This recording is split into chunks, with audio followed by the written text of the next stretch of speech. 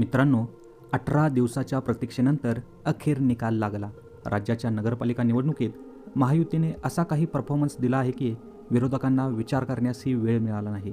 नक्की कोणाची लाट आली चला पाहूया.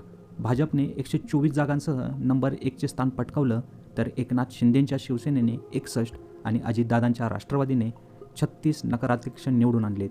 पण खरी बातमी पुढे आहे. महाविकास आघाडीचा अक्षरशः सुपडा साफ झाला आहे. पुण्यात अजितदादांनी वर्चस्व राखले, तर विदर्भात भाजपचा झेंडा फडकला. विशेष म्हणजे संगमनेरमध्ये सत्यजित तांबे यांच्या पत्नी मैथिली तांबे यांनी मोठा विजय मिळवला. दुसरीकडे सुधीर मुनगंटीवारांच्या गडात मात्र भाजपला मोठा धक्का बसला. थोडक्यात सांगायचं तर ही निवडणूक म्हणजे आगामी राजकारणाची रंगीत तालीमच. फडणवीसांच्या मते हा विधानसभेचाच ट्रेलर आहे. तुम्हाला काय वाटतं? महायुतीत ही लाट टेकणार का? तुमच्या शहरात कोण जिंकलं? कमेंटमध्ये नक्की सांगा. आणि अशाच अपडेटसाठी आपल्या चावडीवरील राजकारण या यूट्यूब चॅनलला नक्की फॉलो करा. धन्यवाद.